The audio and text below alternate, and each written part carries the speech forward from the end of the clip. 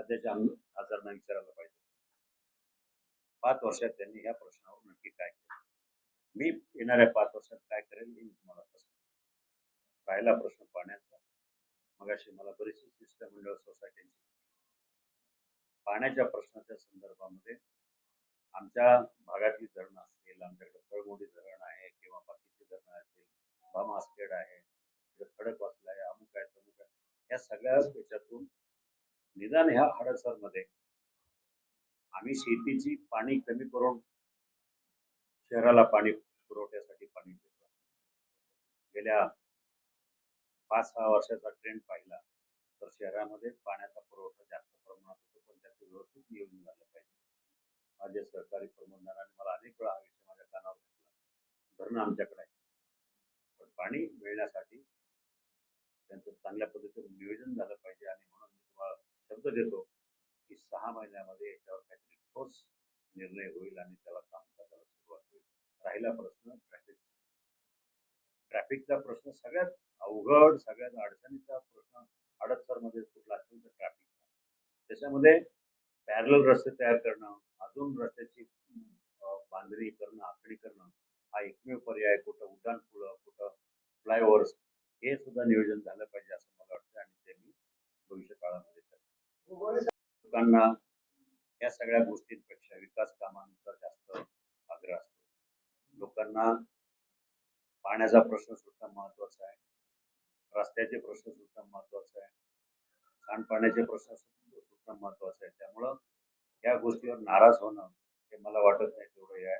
आणि 2 झाले म्हणून काय झालं, म्हणजे राजकारणाची समीकरणं बदलली. मगाशी तुम्ही कोणतरी विचारलं होतं की प्रत्येक कामाचं ते सांगतात मी केलंय. एक इंद्रायणी मेडिसिटी म्हणून खूप प्रचार करण्यात आला, तुम्ही सगळ्यांनी ऐकलं असतं. आता इंद्रायणी मेडिसिटी म्हणजे काय की त्यांची अपेक्षा होती की 300 एकरावर प्रकल्प उभा राहील. 5 वर्षामध्ये त्याचा कागद पण तयार झाला नाही, लेटर सुद्धा तयार झालं नाही. नुसतं इंद्रायणी मेडिसिटी. आज प्रचारामध्ये तोच मुद्दा आहे, मी इंद्रायणी मेडिसिटी उभी करणार.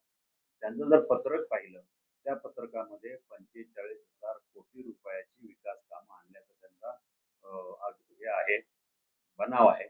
पण ते लिफलेट जर व्यवस्थित पाहिलं तर त्यातले सगळेच्या सगळी कामं प्रस्तावित अंतिम टप्प्यात असंच आहे. तसं एक खोटा प्रचार केला जातो की मला संसदरत्न पुरस्कार मिळाला. संसदरत्न पुरस्कार मिळाला, ठीक आहे ना, संसदरत्न पुरस्कार मिळाला म्हणून मतदारसंघाची कामं होतात का? मला संसदरत्न पुरस्कार मिळाला, मी संसदरत्न खासदार म्हणून घ्यायचं स्वतःला, पण गावामध्ये एखाद्या शेतकऱ्याची डीपी जळाली, ट्रान्सफॉर्मर जळालाय, त्याची कामं होतात का? कुणाला कामं पाहिजे ती होतात का? नाही, कारण तुम्ही मतदारसंघामध्ये उपलब्ध नाही.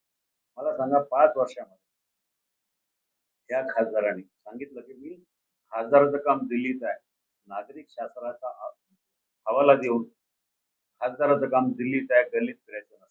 मी सांगतो, मी गल्लीत फिरतो आणि दिल्लीत पण असतो. मग 5 वर्षाच्या कारकिर्दीमध्ये त्यांच्या कारकिर्दीचे 1825 दिवस. 1825 दिवसापैकी हे जर दिल्लीत जास्त वेळ असतात तर फक्त 161 दिवसच त्यांची उपस्थिती लोकसभेमध्ये. 1825 दिवसापैकी 5 वर्षापैकी 161 दिवस. आणि 161 दिवसापैकी मी तुम्हाला सांगतो, मग बाकी उरलेले 1617 दिवस गेले कुठं? मतदारसंघात नाही, दिल्लीतही नाही. दिल्लीत गावाला सांगायचं की मतदारसंघात सांगायचं की दिल्लीत आहे. हे सगळं खोटा अपप्रचार चालू आहे. प्रश्न मी सांगितले तुम्हाला, त्यांनी फक्त 29 प्रश्न 5 वर्षात विचारले, 29 भाषणं केली. माझी भाषणं 52 आहे, 14 ते 19. प्रश्न विचारण्याची संख्या त्यांची 621 आहे, माझी 1102. म्हणजे मी ऊर बुडवून सांगत नाही की माझी एवढं कामगिरी आहे. लोकांना माहिती आहे कामं महत्वाची आहेत. मी काय भाषण केली, किती भाषण केली, यापेक्षा मी लोकांची किती कामं केली याला मी प्राधान्य. विषय हा काही इलेक्शन जिंकण्याचा नाही, लोकांच्या भावनेचा आणि विषय आहे.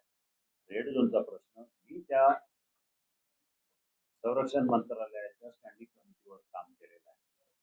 मी एक एस्टिमेट कमिटी असते की ज्यांना सगळे अधिकार असतात कायदे करण्याचे, त्या कमिटीला घेऊन मी रेड झोनच्या साईट